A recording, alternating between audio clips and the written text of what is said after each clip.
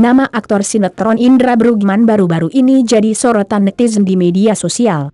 Hal itu terkait transformasi penampilannya yang disebut-sebut semakin kurus.